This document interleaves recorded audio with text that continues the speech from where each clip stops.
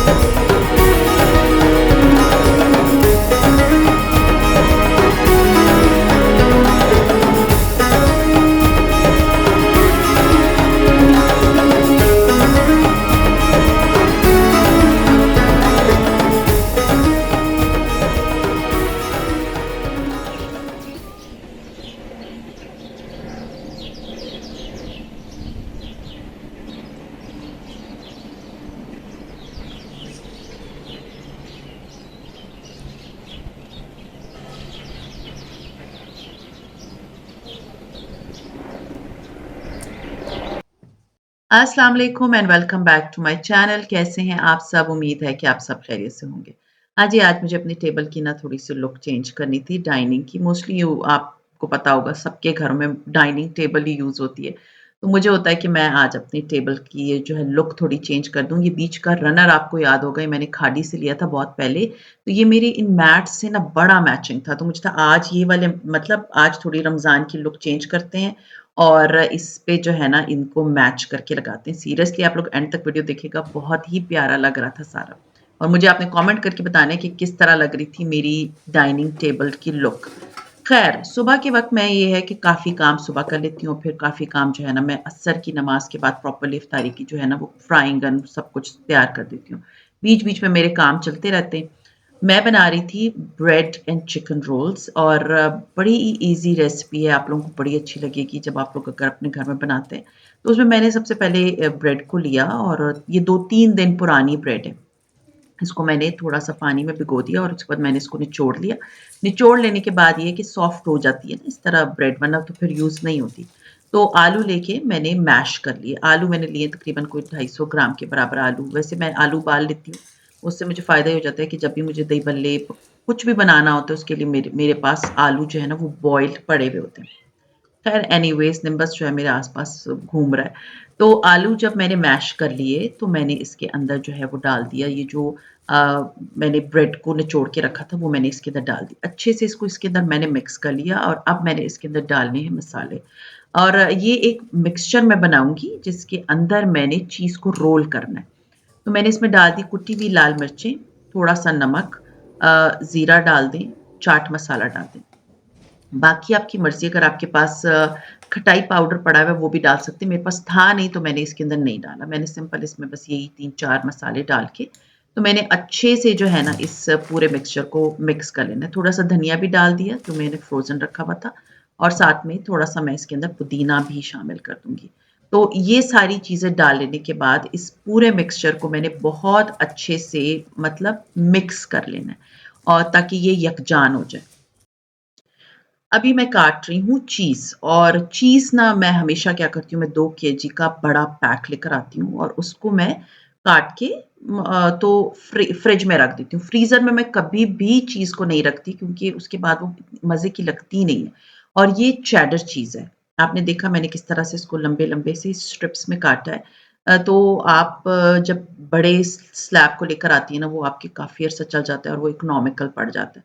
तो वो लाके तो मैं इस तरह रख देती हूँ और मेरे काफ़ी चीज़ों में वो इस्तेमाल हो जाते हैं। तो अभी मैंने बनाने थे जो अपने चीज़ रोल्स बनाने थे, तो ये मिक्सचर जो है इसके अंदर मैंने चीज़ का एक अदद मतलब स्टिक रखी और मैंने इसको जैसे अंडे की शेप होती है, यू कैन से क्रोकेट की शेप होती है, वो मैंने उसको दे दी और मैंने उसको साइड पे मतलब रखना शुरू कर दिया। तकरीबन इससे आप कह सकते हैं कि इस पूरे मिक्सचर से 12-14 जो है वो क्रोकेट्स या चीज़ रोल्स बन जाते हैं। खैर इनको बना के तो मैंने साइड पे रख दिया था। अब मुझे बनाना था शरबत। शरबत की ये स्टोरी है कि मैं सुबह ही बना लेती हूँ, क्योंकि बाद में ये होता है कि ये ठंडा फिर रहता नहीं है। वैसे तो मेरे घर में नॉर्मली जो शरबत बनता है ना, वो बनता है रूह अफ़ज़ा। लेकिन आज मैं जो है ना आइसक्रीम सिरप भी लेकर आई थी, पाकोला टाइप का जो आपको याद होगा एक फ्लेवर होता है, बड़े मज़े का मुझे लगता है। ख़ैर शीरा आप लोगों में से बहुत से लोगों ने मुझसे कहा कि प्लीज़ शीरे की रेसिपी शीरे की क्या रेसिपी मैं शेयर करूँ? मैंने आप लोगों के साथ पहले भी शेयर किया था हार्डली 1 कप आप अगर आप बना रहे हैं तो 1 कप चीनी और 1 कप पानी ले लें या 2 कप पानी ले लें और उसको बस आपने बॉयल करना है और जब वो बॉयल हो जाता है बस ढकना बंद करके रख दें या किसी जार में बॉटल में डाल के फ्रिज में रख दें।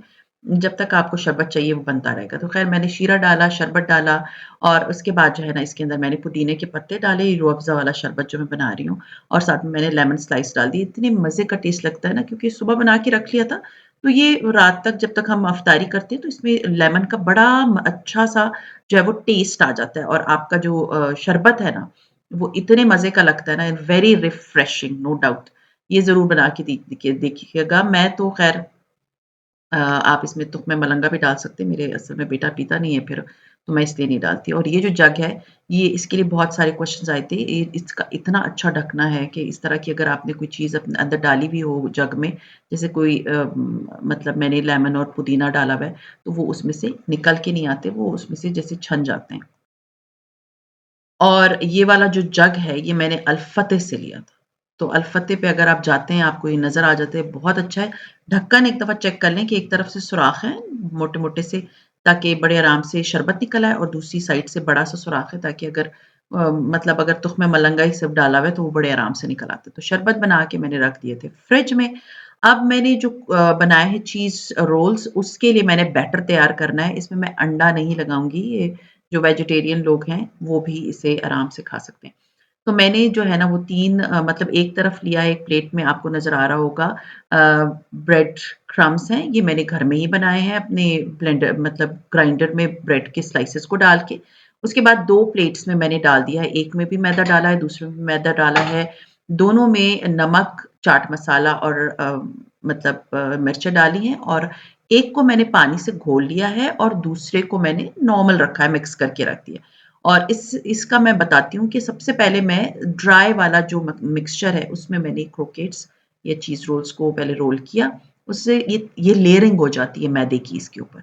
उसके बाद मैं इसी चीज़ को लेके तो मैं ये जो मेरा वेट मिक्सचर है इसमें डालूँगी। इस रेसिपी में आपको अंडे की ज़रूरत नहीं पड़ेगी। अगर आपके पास मैदा पड़ा हुआ है, वेल एंड गुड है।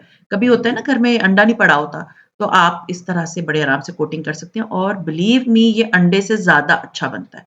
अंडे की एक स्मेल आती है, इसमें से वो स्मेल भी नहीं आती और क्योंकि आप इसमें 3 कोटिंग्स कर रहे हैं, पहली ड्राई मैदे की, दूसरी वेट मैदे की और तीसरी जो है ना वो जो स्लरी मैंने बनाई है उसकी और तीसरी जो है ना ये आप देख सकते हैं जो मैंने क्रम्ब्स रखे। ना तो और चीज़ का आपने देखा है कि कितना मोटा मैंने अंदर एक स्लाइस रखा था। कोई नहीं फटा, कोई नहीं खराब हुआ, ना स्मेल आई अंडे वाली। तो ये जो है ना अगर आपके पास आप जैसे मेरे हस्बैंड बिल्कुल अंडा नहीं खाते। तो मैं कोशिश करती हूँ कबाबों के ऊपर बेसन वाला मतलब जैसे आलू के कबाब में कभी भी कटलेट्स के ऊपर अंडा नहीं लगाती। तो मुझे वैसे भी उसकी स्मेल अच्छी नहीं लगती और शामी में भी अगर मैंने बनाना होता है ना तो मैं अंदर डाल देती हूँ। तो इस तरह से मैं करती हूँ। तो ये आप देख सकते हैं मैंने इसके ऊपर अच्छे से कोटिंग कर ली है चम्मच से, हाथ से मैं नहीं करती मुझे लगता है बहुत अजीब-सा लगता है, हाथ पूरे गंदे हो जाते हैं। तो अब इस वक़्त जो है ना इसके ऊपर मैं अच्छे से ये ब्रेड क्रम्ब्स की कोटिंग कर दूँगी और उसके बाद इसको अच्छे से हाथों से टैप किया ताकि जो ब्रेड क्रम्ब्स के ऊपर की लेयर है ना, वो आराम से ब्रेड क्रम्ब्स के ऊपर लगे और जो एक्सेस है ना ब्रेड क्रम्ब्स वो निकल जाए। इस तरह से करने से आप इस स्टेज पे बना के तो इसको फ्रीज़र में फ्रीज़ कर सकते हैं, बड़े आराम से 3 महीने चल जाएँगे। लेकिन मैंने क्योंकि फ्रीज़र में ये रमज़ान से पहले इतना ढेर सारा सामान नहीं बनाया था बिकॉज़ मेरा डीप फ्रीज़र मैंने यूज़ ही नहीं किया इस दफ़ा। मुझे तो जो भी जब बनाना होगा मुझे फ्रेश-फ्रेश मैं बना लूँगी तो मुझे ज़्यादा प्रॉब्लम नहीं फ़ेस करनी पड़ेगी। ख़ैर इस तरह बना के तो मैंने इसको प्लेट में सजा मतलब रख दिया है। अब आप एक काम कर सकते हैं इसको आप अगर डबल बैच बना लें तो 2 दफ़ा यूज़ हो जाता है क्योंकि एंड ऑफ रमज़ान मोस्टली आपके काम होते हैं बाज़ारों के, तो वो ये होता है कि आपके लिए एक बैच बन के रेडी हो गया। ख़ैर ये आप देख सकते हैं कि ये मैंने बना लिए, ये मैंने उठा के इसको फ्रिज में रख दिया था। एक 15-20 मिनट के लिए आप फ्रिज में जब रखते हैं ना, तो ये बहुत अच्छे सेट हो जाते हैं।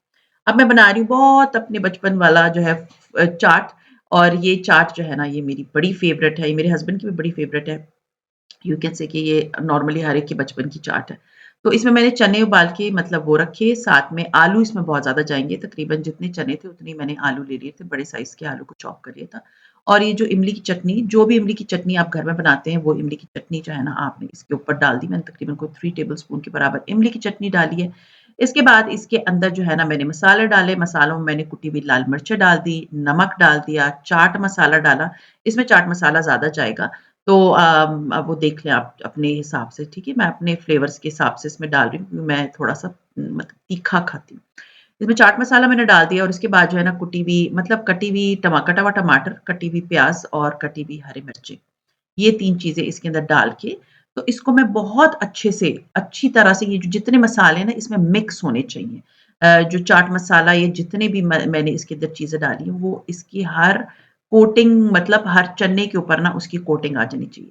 और बस फिर इसको मिक्स कर लेने के बाद मैंने जो है वो दही फेंट के रखा था, दही में मैंने कुछ भी नहीं डाला था। तो ये जो बचपन में हम चाट खाते थे ना, ये हमारी अम्मियाँ बनाती थी, ये उस टाइप की चाट है। मेरी अम्मी ख़ैर थोड़ी डिफरेंट चाट बनाती हैं, तो ये थोड़ी-सी डिफरेंट है उससे, लेकिन ये कि ये बचपन वाली चाट है। इसको उसके अंदर दही मैंने अच्छे से फेंट के, तो दही की मतलब तकरीबन आप कह सकते हैं कि मैंने 2 कप के बराबर दही लिया और वो मैंने इसके अंदर डाल दिया और डाल लेने के बाद मैंने इसको अच्छे से मिक्स कर दिया। हमारा जो चाट है दैट इज़ रेडी और इसको कुछ भी नहीं करना, बस पुदीने से थोड़ा-सा मैंने इसको गार्निश कर दिया, दैट्स इट।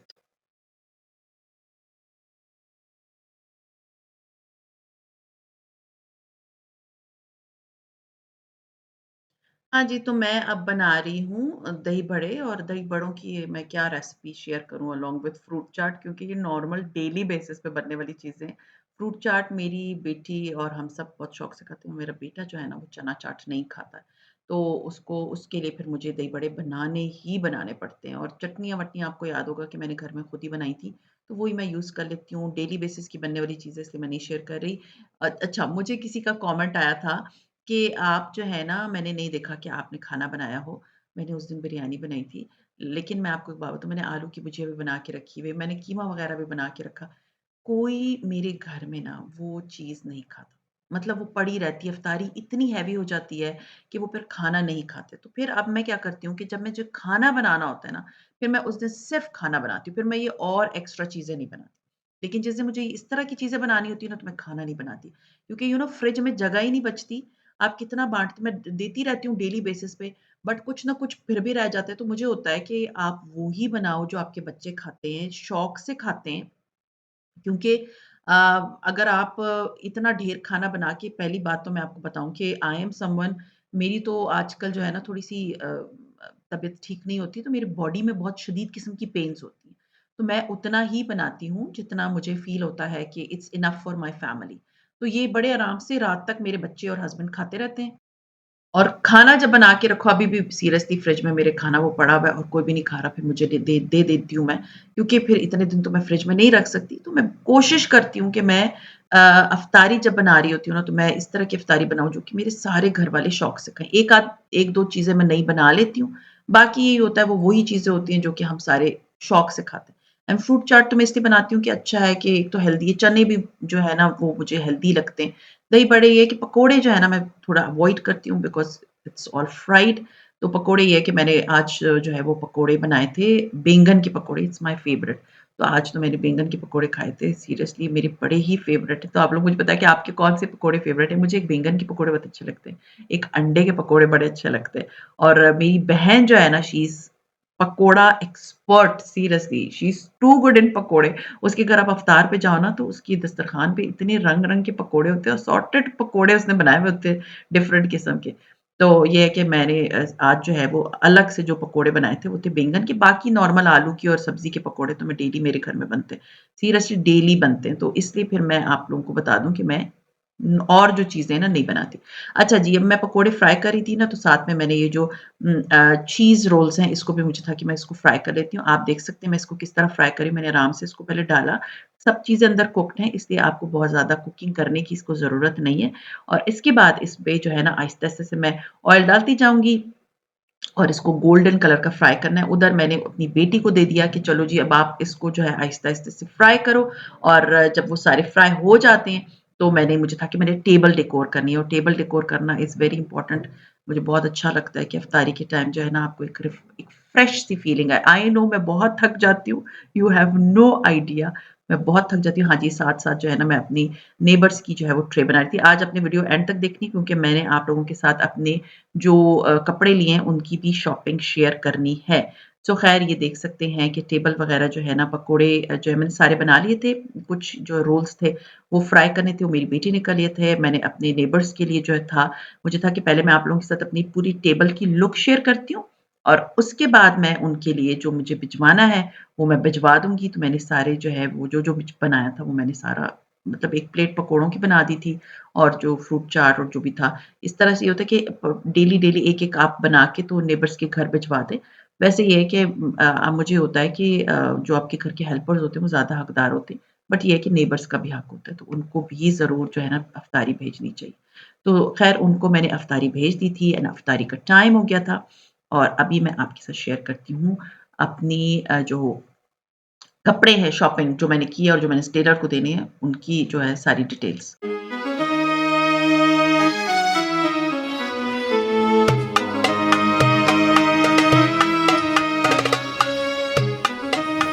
हाँ जी, तो मैं गई थी गीगा मॉल और वहाँ से जो है मुझे एक सूट अपने लिए ईद के लिए बहुत अच्छा लगा है, तो मैं आपको दिखाती हूँ।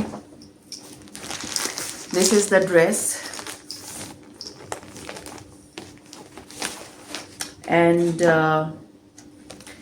ये आपने अभी देखा होगा हानिया आमिर वाला, तो ये हानिया आमिर वाला ड्रेस है और इट्स वेरी ब्यूटीफुल। ये यहाँ पर आपको मैं अभी खोल के भी दिखाती हूँ, अगर आप लोगों ने लेना है अभी बहुत टाइम है, अभी ये फ़िलहाल अवेलेबल है उसकी साइट पे, तो मैं आपको दिखाती हूँ। बहुत खूबसूरत ड्रेस है, ये देखिए ज़रा। ये जो है ये शर्ट है और मतलब इसका ये इस तरह का प्रिंट है और इसके ऊपर सारा जो है ना छट्टा डला हुआ है, आपको नज़र आ रहा होगा छट्टा डला हुआ है उसका मतलब सितारों का। और ये ईद कलेक्शन ही है, उसके बाद वो कह रहे थे कि अभी हमारी अनस्टिच्ड में कलेक्शन नहीं आने वाली। तो ये इसकी शर्ट है और ये इसके पैचेस हैं। ये मैं इसको जैसे गले पे लगा सकती हूँ, अच्छे खासे ज़्यादा हैं, मतलब 3-4 लाइन्स हैं, 5 बल्कि। तो you can see I can use it like आस्तीनों पे, गले पे। ये बारीक सी पट्टी है, ये गले पे शायद लगाई हुई है इन्होंने, हाँ जी इधर गले पे लगाई हुई है। और मैं आपको और दिखाती हूँ, this is the shirt back, ये बैक साइड है शर्ट की। प्रिंट इसका बहुत प्यारा है, नो डाउट। ये इसका हिट कलेक्शन चल रही थी अभी। और ये है इसका थिंक दामन है, ये नहीं स्लीव्स है, ये इसके स्लीव्स हैं। स्लीव्स पे सारी एम्ब्रॉयडरी हुई भी है, आप देख सकते हैं सारी एम्ब्रॉयडरी स्लीव्स पे हुई भी है। होप आप लोगों को क्लियरली नज़र आ रहा होगा। स्लीव्स पे पूरी एम्ब्रॉयडरी है, ये पूरे स्लीव्स हैं। 3 पीस सूट है ये। इसका की ट्राउज़र है, बहुत प्यारे कलर की ट्राउज़र है, यू कैन सी बहुत प्यारा ब्लू कलर का है। और साथ में ये इसका शिफॉन का दुपट्टा है, बहुत प्यारा बॉर्डर वाला दुपट्टा है, ये देख सकते हैं आप, बहुत प्यारा है। तो ये जो है ड्रेस, इसकी मैं क्लियर पिक्चर्स भी इधर लगाती जाऊंगी ताकि आप लोगों को समझ आती जाए कि किस तरह का है। इट वॉज लाइक बहुत सारे ड्रेसेस में मुझे ये इसका बहुत अच्छा लगा। एक और ड्रेस मुझे बहुत अच्छा लगा था, बट ये है कि मे बी मैं कुछ दिनों में जाके तो वो ले आऊँ। अभी तो मैं भागम भाग गई थी, काम था मेरा, बच्चों की कुछ चीज़ें लेनी थी, कपड़े शपड़े लेने थे, तो उसमें मुझे ये नज़र आ गया था। अच्छा, इसकी प्राइस जो है ना मुझे याद नहीं है कितनी की थी। आई थिंक इसकी प्राइस इधर मैंशनड ही नहीं है। हाँ जी, एक सेकेंड मैं देखती हूँ, इधर होगी। इसकी प्राइस है 7,590 रुपीज़। सो ये ड्रेस मैंने लिया है फॉर ईद। और एक और ड्रेस है, वो भी सफ़ायर का है, लेकिन वो ये है कि अभी मैंने उसको लिया नहीं है, लेकिन अभी मैं सोच रही हूँ कि मैं इंशाल्लाह ताला नेक्स्ट जाती हूँ तो वो भी ले आऊँगी, क्योंकि अभी मैंने टेलर को कपड़े देने, मैंने लेसेस लेनी है, सारी चीज़ें करनी है।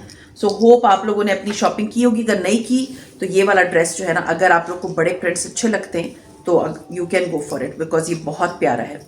तो अभी मैं इसको आज करूँगी श्रिंक। और ये था मेरा आज का व्लॉग। उम्मीद है पसंद आया होगा। पसंद आते हो तो लाइक कीजिए, सब्सक्राइब कीजिए एंड शेयर कीजिए with your friends and family, and see you इंशाल्लाह ताला in my next vlog. Till then take care and अल्लाह हाफिज़।